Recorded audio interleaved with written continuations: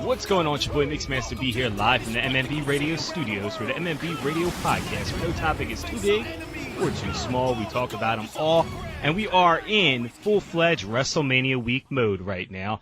And my guest tonight is a guy who I actually met at an autograph signing and found out the guy is like one of the biggest insiders when it comes to wrestling action figures. He's constantly posting about new updates, and we're going to talk a little bit about them tonight. And I'll welcome him in right now, Kenny from the Call Up Podcast. Kenny, what's going on? What's going on, brother? How's everything? Good, man. How are you? How are you celebrating WrestleMania week? I mean, we're getting closer and closer to the day. Is it really kicking in yet? I think a little bit. It's just a little different because I'm not there. Normally, I'm going to the event. This year, obviously, with due to COVID, I decided not to go. But I'm still busy doing stuff with the show and doing reviews and posts. So it's still a lot of work. Now, I mentioned you do the podcast, and it's not so much always about wrestling action figures. You do have some talent come on. First off, explain to me, why you felt the need to do a podcast about wrestling action figures. So it's funny. So when I did this, I actually spoke about this the other day. When I started to take on this project of coming up with a wrestling show, it was mostly due to COVID because of us not being around each other anymore. Obviously, meeting other people through like meet and greets and going to like live events. I felt the need to reach out to other people. So I came up with the Call Up Podcast to actually just talk to my friends on Zoom, and it just blew up to like other things where I started interviewing, different talent from like, Impact Wrestling, AEW and WWE, where like now it's just like a weekly thing where I'm just like having conversations with people just about wrestling. Which is really fun because, again, with not being able to go to a lot of shows during COVID, we needed that fix somehow. And I can actually say I'm probably one of the day one listeners and fans of the Call Up Podcast because I met you, I guess it would be almost like 2 years now, like right before COVID started hitting. I met you up in New York. We were at the Zelina Vega, Thea Trinidad doing an autograph signing. We was up in the Bronx. Yeah, so we're up in the Bronx, and I met Kenny there. And, we're waiting in line. And, I mean, obviously you're waiting in line for hours for an autograph. So you start, talking and BSing about wrestling and stuff like that. So I actually knew you before the podcast. So it's been really cool to watch you kind of grow and build this podcast from being something that was just kind of like, we're just going to talk about wrestling to now you've had people like Moose on your podcast. You've had, Heath Slater on your podcast. You've had so many guests on your podcast. Who's someone that you still want to get on the podcast? I mean, we all have, our dream guests. Who's someone that you can maybe tease us a little bit that might be coming on, or someone that you want to have on in the future? Oh my God, I would love to sit down and have a conversation with Stone Cold Steve Austin. He's one of like my favorite guys in the business. Still trying to get those big names, even though I fairly new to the podcast world, so it's a little hard. So if anybody tries to start up a podcast, it's a lot of work, But I'm grateful for like the people who've come on, like Moose is a great guy from Impact Wrestling who came on the show and really didn't know anything about it. After I explained it to him, he came on the show and he just said everything that he wanted to say, and we still talk to this day.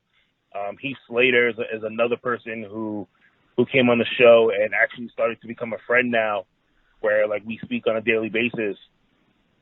So it's the goal of what I wanted the show to be is actually coming true. Like I wasn't in it to be famous or make money. I just wanted to connect with other people the same way I connected with you when we met on the line. That's my personality. I'm a people person. So, missing that of going to events and meeting other people is great that I can have this platform now to actually do it. And one of the great things that I have to note about your podcast is how you interact with the guests, and you kind of bring it to a like you have like a common like scenario interest and everything, because you are a family man. I mean, you have what, 2 sons of your own. So it was like the cool thing about listening to your podcast with Moose and with Heath Slater. It's just that that connection that you guys have, where you break it down to, like, you know, we're both family guys. You know, we both, you know, have wives. So, you know, we're talking to Moose about his wife, and, you know, Heath Slater about his kids, and that personal interaction. So, but let me ask too. So you started getting heavy into the action figures. So when was the first time that you started collecting action figures? Has this been like a lifelong journey, or is it something that you've recently gotten into? So my best friend got me into collecting action figures, because before, like, you know, I'm a big wrestling fan, but I never collected anything really, like as far as like action figures or like title belts, until I met my friend Manny. And then I went over to his house, I seen everything he had, and he was just like, "You telling me that you know all this stuff about wrestling and you don't collect any of this stuff?" And I was like, "No." Started collecting about 2-3 years ago, and just been hooked ever since. So, like, I just started meeting different people and, like, collecting different things. So I went from replica belts to action figures. From action figures, now I'm down to collecting, like, ring gear from different talent. So, yeah, the door is just, like, wide open now as far as things that I collect.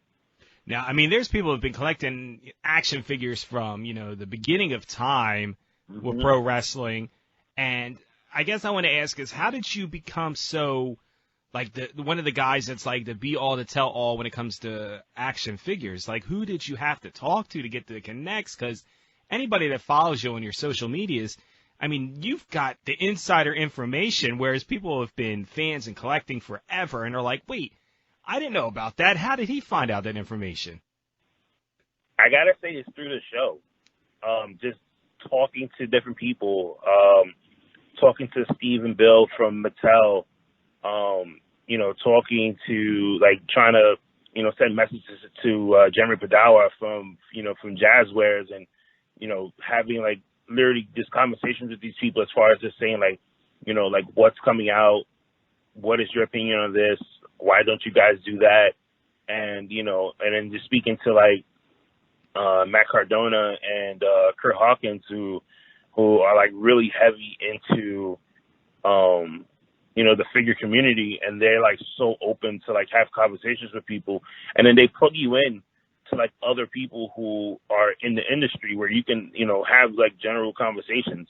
So it's like, you know, you being the quote unquote, like, geek in the crew actually helps you out in the long run, because you meet all these different people and make all these, like, connections. And, you know, and that's how, like, the pages grew from there. It's just, hey, do you want to sit down for an interview and just talk? You know, and I think now with, you know, with the show, if you look at, like, the newer episodes that are coming out, I kind of just stopped using the word interview and just start using the word conversation, because that's exactly what we're having. It's just straight up conversations about the things that we love. Now, what's the one figure that you have in your collection that is your most prized possession? So my most prized possession, I have to say, is my custom Kenny Omega, because it just looks so different from the way Jazzwares made their Kenny Omega. Like, I got this one from a guy named Mad Reaper. He does, like, amazing custom jobs for, like, anyone, and he did this piece for me, and I just loved it. Like, right down to the packaging, it just looks crisp. Now, how do you keep all of these action figures in pristine condition? Because I said you do have 2 sons. How do you stop them from wanting to open these things up and play with them? Oh my God, I buy them action figures, actually. So, I like a lot of the figures that I buy. Some of them I open, you know, and I keep them, you know, in a tote bag until I decide to display them all. And then others, when I know I want to go meet this particular, you know, talent, I'll keep it in the box. I'll put it away, like, in another box away from them, so they won't see it. Like, I just got some stuff in today, and I know if they was to see it, they're going to try and take it away from me. So I definitely had to make sure that they didn't see that one. I feel like you have to buy some basic figures to kind of just like, put in a corner, and then as they're playing with the basic figures, and you have to go hurry up and hide the expensive stuff. Right. But I tried that. Though, giving them like the basic figure. But they're so smart; they know the difference. So they're like, "Well, Dad, I want that one because the hands, you can change the hands, or the arms move better on this one." So it becomes costly at times, but I just love to see their reaction when it comes to things. If you guys go on the page, I do, sometimes I do post, some personal stuff as far as like having the kids on and, letting them, explain why they love their toys so much. And then you get to see that joy in their face, and other people just love it. And shout out to your one son, the one video you did where you had him on where he was talking smack. I think you were like asking him like who certain wrestlers were, and he's like, he's garbage. And I'm like, yes. Yeah, he was like, yeah, Daniel Bryan, he's trash. And I was like, and I'm just looking at him, and he was like, he looked at me like with his face. If you look at the video, he'll look at me with this face like, can I say that? Like, yeah. I said what I said. He was trash, Dad. So that's funny that he just, you got him at a young age hooked on the whole action figure thing. Yeah. Do you find yourself having to buy like multiples, like you said, of action figures? Like I know people that buy multiples of sneakers because they wear one pair and they put one pair away. Like have you ran into that yet, where you felt like you had to like buy two of them to give one to the kids and one to put away? Yeah. So with the couple of lines, like there's a couple of people that I had to buy like multiples of. So the Street Profits, when they came out with their Elites, I ended up buying, it was like 6. So I bought like 2, except for me, except for them. So it came out to a pretty penny because I had gotten them way before they had came out. So I was just like, okay. And then sure enough, like my son opens up the box, he takes out the toy, he's playing with it. I go to work and I get a phone call. Dad, I broke the arm. And I was like, I looked at it. I looked at my phone and I was like, I just got that for you today. Like how did you break the arm? But yeah, I don't know. But my kids know now they have like certain rules that they have to like go by when it comes to like these toys now. As I said, maybe they should have them being like the testers at like Mattel or something to see the durability of these figures. I mean, geez, one day. Hopefully, I did put that into Mattel's ear as far as like getting, like having them test out stuff. So let's see. Hopefully. Now you mentioned you get some of these figures signed. What's the biggest star that you've had signed, and what figure was it? The biggest star, I have to say Bret Hart, and he signed the King of the Ring Bret Hart, which is an exclusive to Ringside Collectibles. That has to be like my biggest person so far that I've had anything signed. Everybody else is mostly like newer talent, like local. Everybody pretty much like all the younger kids know. Mm-hmm. And you mentioned about having like these things signed. Where do you find the room to display all of these? Because I have quite a few action figures, and the ones that I have signed, I try to display them. But I mean, I got crates full of action figures that are just never getting displayed. Where do you find room for all this stuff? And do you ever find like a point where you're saying to yourself, maybe I need to stop, or maybe I don't need this one? No, I mean, the way I used to have it displayed was I used to have it in my living room because my wife actually let me put it in the living room. She just was like, okay. But like now, since we're moving, a lot of my stuff is in boxes. So to keep those like autographs, making sure that like nothing happens to them, you like have to like bubble wrap these things and like make sure you don't have them there for like a long period of time because it could smudge, or like when you try to take it off the bubble, they'll stick, even though that it's still dry. So, you kind of have to like go back in and like unwrap it, let it breathe for a little bit, and then wrap it again, after a couple of months. Now, you mentioned Ringside Collectibles. Where do you find most of your your items. Like I know there's a lot of people that go out and they, do the figure hunting. I enjoy doing it. Sometimes I get frustrated, and you and me have had conversations on ones that, you're trying to find and you can't find it anywhere. What's your kind of your method, or maybe your advice that you would have to people that are trying to get some of these hard to find figures? Well, ringside collectibles is one. Like if you don't want to go out there and do like figure hunting, like most people do, of going to like Walmart or Target, ringside collectibles will, like, I would say like 95% of the time will be like your number one go-to.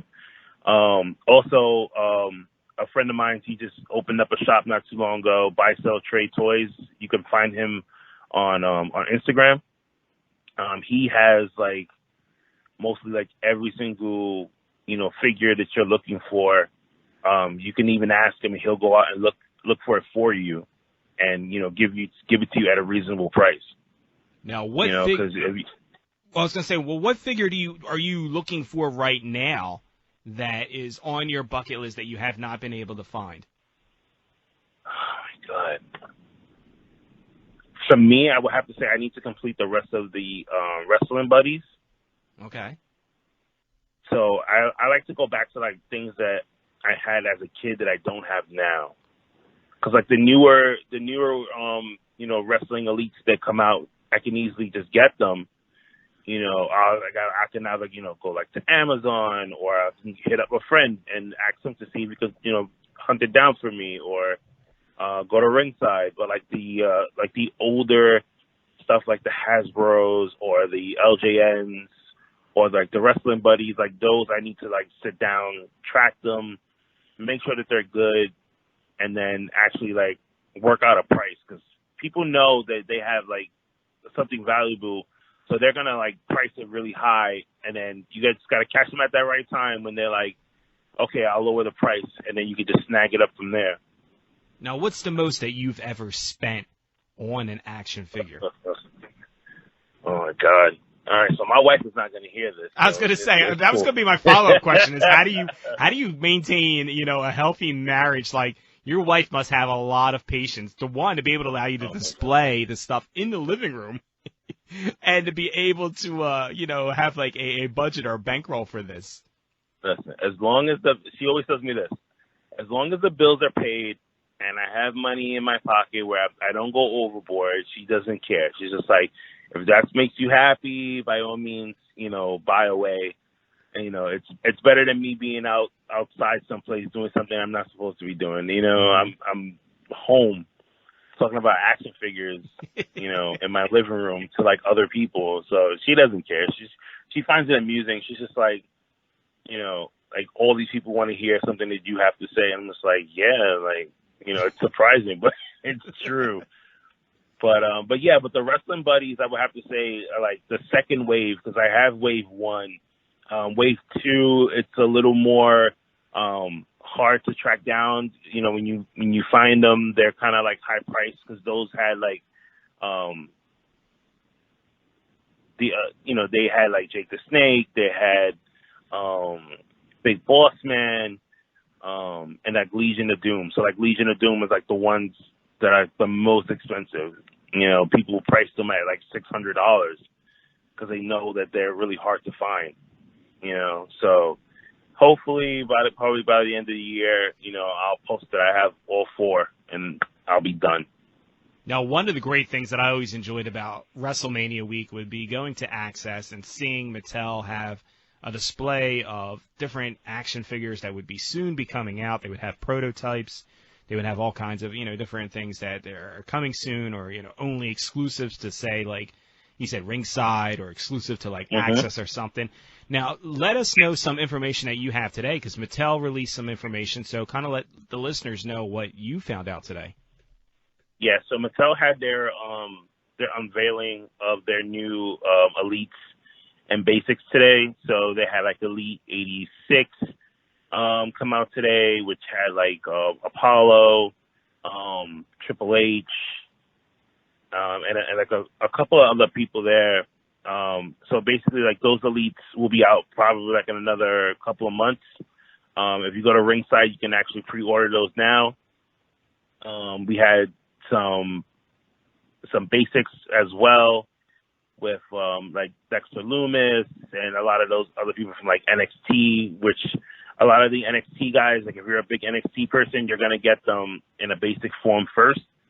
Because like Mattel loves to see how the basics will sell, and then they'll move on from, you know, making them into like an elite where you can get like more stuff with it. So one of the things that was a big, you know, reveal for Mattel was a couple of years ago they brought back retros, which was like the Hasbro type figures that we used to play with when we were kids. They brought those back 2 years ago, and they kind of just stopped, and everybody kept asking like, when are we going to get more? So finally, they're bringing those back, and they're going to start off with Piper and Mean Gene Okerlund. So those are like the first two that are going to come out back from the retro line, which is like, you know, great news for people like myself that like love that old school look. And you can see some of these photos through your Instagram at the Call Up. So DACALLUP, the Call Up. Yep. You can check out the images of these. And you mentioned about the retro figures. I want you to talk a little bit about the Zombie Sailor toys, because they do a lot of stuff with the retro design. What are your thoughts on those products? So Zombie Sailor, he's a good friend of mine. He decided to listen to everybody, and he ended up getting himself into the figure line now. He was, you know, mostly known for doing like pins, but this time he's doing retros. And he has come out with this line that I have to say is like gonna give Mattel a run for their money, because he used the original guy that designed the original Hasbros. So like, you know, if you look at the prototypes, I have some of them on my page. They look realistic, like they look like the old school Hasbros that we grew up playing with, but just with a splash of like new modern day era feel, you know, because if you look at, he came out with Matt Cardona, who was Zack Ryder in WWE. If you look at the Mattel Zack Ryder retro and Zombie Sailors retro, they look completely different. Like, he looks more like Matt Cardona in Zombies, you know, toy line rather than the way Mattel did theirs. Now, what is one of the talents out there that you wish would have their own figure that hasn't had a figure designed for them yet? Oh my God, there's so many. Raquel Gonzalez is one. I can't wait for her to get you know, an action figure. I know she's gonna end up getting one soon. She just won the women's NXT title. Who else? Dexter Loomis just got a basic, but they should have just made him an elite. Like, if you know who Dexter Loomis is, you can see like his facial expressions is just so toyetic. Also, everybody from Impact Wrestling, like these guys, they need, like, that company needs to have like their own figures done, because they just have some amazing talent. When I was talking to Moose about it on the show, you know, he said that he didn't really know whether or not they were going to, you know, go to that process. And I told him, like, you know, the writing is on the wall when it comes to these fans, and they're going to definitely want that, because, you know, the figure community is like all about exactly what it is, just figures. Like, it doesn't matter what company it comes from. And you can clearly see it with like Jazzwares and Mattel and Zombie Sailor and like Nerds Clothing. Like, they're all getting into this game, like, providing us with so much stuff, and it's just like, you know, do we have the money to spare? Yeah, and it all comes down to detail too, because you mentioned Impact Wrestling, and I can point to one. I'm looking at it right now, and it's an AJ Styles Impact Wrestling. It's like Genesis Series 1, and it's just like, it just looks nothing like AJ Styles. Like, the head is just too big, the body's like a little weird shaped. I guess what my question would be to follow up on that is, what is your favorite line of all time, and what is a line that you're like, you just shake your head and say, they should have never put that out? So I start off with the shaking my head part. So if you know Figures Toy Company, They're better known as FTC. They came out. They come up with different figures from time to time, and like when you look at these, like the designs on the box, they look great. And then when you get them in your hand and you look at the actual figure itself, you're like, what the hell is this? Like you kind of regret buying it. It's almost like a hit or miss because, like, for me, they remind me of the oh my god, what is that horror movie with the dolls that come to life? There's probably so many that follow that format. So if anybody, when you guys are listening to this, if you think about like those dolls that just like those creepy looking dolls that will come to life and try to attack you, like that's what FTC dolls look like. Like they literally look like they're gonna like wake up one day, tie you up to the bed, and like try and take out like your liver or something. Like it's just crazy. Like I don't get it. But for me, I say like my favorite lines. I really don't have a favorite one because there's so many. If it had to be outside of wrestling, I'm going to end up saying it's NECA because they just make all their action figures look so good. Down to like the way they display like the Ninja Turtles, cartoon line was like great to me. It brought me back to like my childhood, and and that's why I love just collecting like from their line. Like when it comes to Mattel, obviously like their elites are something that I love to collect because they go into great detail. When it comes to each talent that they use. Now I want to talk a little bit about NXT as we're pre-recording this. This is being recorded before night 2. First off, let me get your feedback on night 1. What was some of the highlights that you had from night 1? So night 1 was great. The only thing I just didn't like was like the way Peacock and USA were trying to like balance out their feed. I guess just me being the type of person I am, I wish they just would have just left it on one network. But besides that, I mean, every single match stole the show. Pete Dunne once again showed why he's so good at what he does at such a young age. Tommaso Ciampa, he went toe-to-toe with Walter, and Walter just, sold so much from him, which is great, and like I can't wait to see these guys go back at it again. I hope there's a rematch, down the line between those two.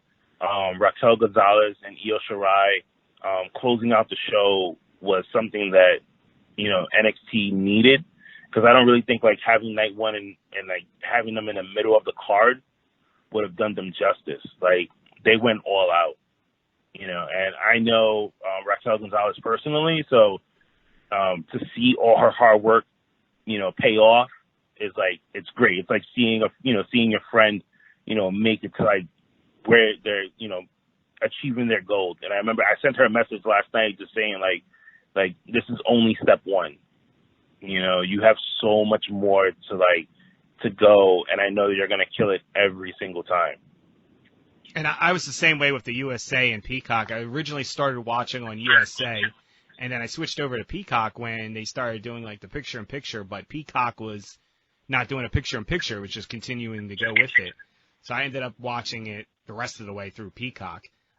What is your expectations for tonight? Night 2, we have, the big NXT Championship match, and then we have the unsanctioned match. So what are you most looking forward to? The unsanctioned match, I'm definitely looking forward to, because anybody who's followed Adam Cole and Kyle O'Reilly, these two, every single time they go into the ring with each other, they put on like a 5-star match. I remember them being in Ring of Honor and just bringing the house down the way they were, they went at each other. So I know that, they're definitely going to steal the show. Then you have Finn Balor and, Killian Cross. Finn has been, unbelievable since he's coming back to NXT. So I'm kind of hoping he retains the title. If he doesn't, then hopefully he stays in NXT. Because I just don't see him, doing anything else, like say like a SmackDown or like a Raw, like the way he's doing it now. Yeah, and it feels like with Adam Cole and O'Reilly, I feel like those two are just so synopsis with each other. You know, they're like Kevin Owens and Sami Zayn. Like those two have gone up and down the roads traveling together, and every promotion and every organization they've been in, they've had such great matches. So it was only a matter of time before we get the NXT and then the WWE version of that story being told. And then with the Cross and Finn Balor match, if Finn retains, does Cross go to the main roster? There's been talk about him on a fast path to getting to the main roster. So it'll be interesting to see if after tonight he's through with NXT and is going to be making an appearance, maybe possibly WrestleMania. You never know. We'll see. What goes on with that. But what's your thoughts for night 1 and night 2 of WrestleMania? What are you most anticipated to see? I mean, for night 1, I definitely want to see Bianca Belair and Sasha Banks just go at it. Hopefully, they are the main event. I don't know. This year, I'm really not too excited about Mania. I guess it's just because the way the card is. It doesn't feel like a lot of the same people who were in last year's WrestleMania are not even there. We don't have Becky, obviously, because, she just had a baby.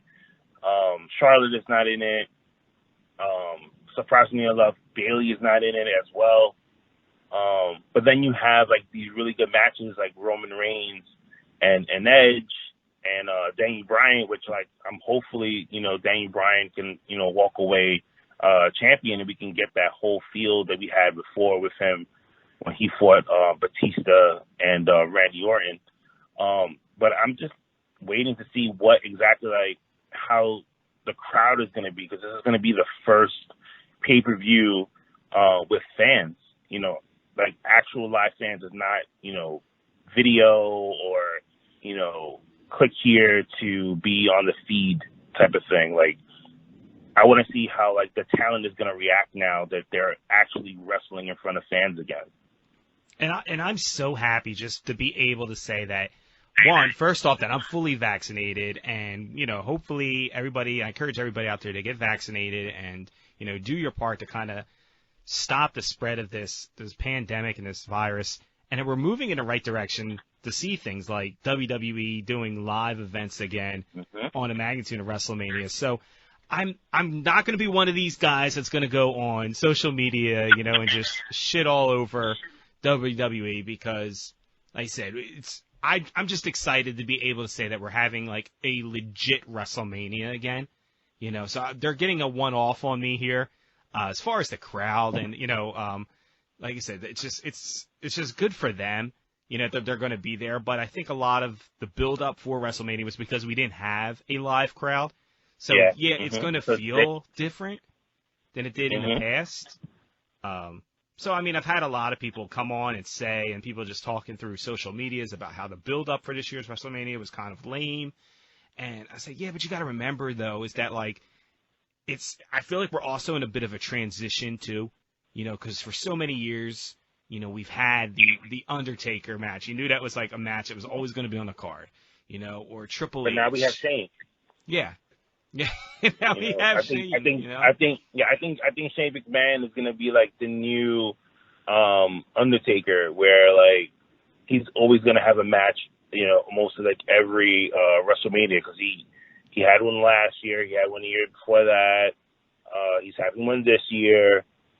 So, like, as long as he's still around and he can start kicking, like the Undertaker does, we're gonna have ourselves a Shane match. There is one person that I'm looking forward to, because I want to see how he's going to act, and that's Bad Bunny. Yeah. He's living his dream right now. He's like the fan. He's like that fan that we all are, and we wish that we can be in the ring and do something with WWE. You read the reports where he's taking this very, really serious right now, and that's a good thing. He's being humble. He's shaking everybody's hand. He's asking questions. So I'm really excited to see what he's going to bring to the table against, The Miz and Morrison. And I just had Gabby Ortiz on the podcast, and she was making the same sentiments as you were saying, is that, for anybody to come into her world who is humble and is saying, hey, I'm going to move to Orlando, I'm going to train at the PC, I'm going to do everything that I need to do to be in the best condition that I can be in and best possible training that I can have prior to the match, all the while respecting the business. And I think the promo that he did on Monday Night Raw, he really hit home with that. I get it. It's a promo. It's to hype up a match and everything. But there was a lot of realness in that promo where he was like, I love this business. My family, we watched it together. It's cool when I'm okay when celebrities come in, when they are experts and know the business and respect the business, and they, not to steal a phrase from The Rock, but they know their role in the business. They're not just coming in for a payday or a quick, payoff. Because like Gabby was saying on the show, she's like, he doesn't need the money, which is true. He don't need the money. So the fact that he's actually doing this because he actually loves the business is really cool. Yeah, I mean, that's 100%, because you can see it that he's just having like a really great time. So like I said, I'm curious to see what he's going to do. And we'll see what happens this weekend. Like I said, a lot of people were complaining about, the build-up. And, these are the same people that would complain about part-timers coming in or, one-off matches, once-a-year type guys. And I'm like, well, okay, for the same people that are complaining that they don't build new stars, maybe this is an opportunity. Maybe this is, a little bit of a transition. You and me can remember when there was that transition from, the next generation to the Attitude Era, so it was like, there was times where we've had some pay-per-view events where we saw some guys that were like, yeah, I don't know if this guy is really the right guy. And then we come find out that he was the right guy, and he should have been in that position. So I'm giving them a one-off, and it's good for them right now. Like, if you're going to try anything new, this would be the time to try it, see what's going to happen, just kind of throw it on the wall and see if it sticks, because, eventually, we are going to need new stars, and we are not going to be able to rely on, the Triple H's and Undertakers and, Shane's, and stuff like that, where every year they're going to be in a match. So it should be interesting to see what's going to happen this weekend. But I want you to go again and let everybody know where they can find you at with your podcast as well as your social medias. Where can everybody stay in contact with you and get all the greatest and latest in toys information? Well, you can catch me every Monday. I post new videos and the audio podcast versions of my show, The Call Up Podcast. You can find those on Apple Play and Spotify and YouTube. You can also catch me on Thursdays. I teamed up with a great group of guys from the Run-In Podcast. You can catch me every Thursday on there, giving my opinions on stuff as far as Impact Wrestling and doing corrections as far as wrestling knowledge per se. And then on pay-per-views, you can, if you're on Facebook, you can find me on the Fig Cave group on Facebook. I teamed up with them as well, and we do reaction shows every single pay-per-view. So we had one last night for NXT TakeOver. Obviously, we're having one tonight again for NXT, and then for WrestleMania weekend, we'll have those as well. And you can find us. That's Fig Cave. That's FIGCAVE. Just type that into Facebook and, search for us, join the group. If you're a figure collector, it's great because we always, resell figures, but at retail price. We never try to give you an eBay price at all. So that's one of the things why, people just love to follow the group. You can catch me on Instagram at the same, name, The Call Up, DACALLUP. Shoot me a message. I love talking to people. I love having people come on the show and just talk wrestling like I do now. So, definitely hit me up. Well, Kenny, we appreciate you coming on and sharing some of your wealth of knowledge with us about wrestling action figures. And it's been really cool getting to know you and saying that I'm a day one, like the Usos. I'm day one-ish right now, to say that I've seen you build, and we just wish you continued success with building up the podcast. And can't wait to hear and see more exclusive news from you. Oh, man, thank you for having me on. Not a problem, man. You have a great one. Hey, this is Kenny from the Call Up Podcast, and you're listening to Mix Master B on MMB Radio.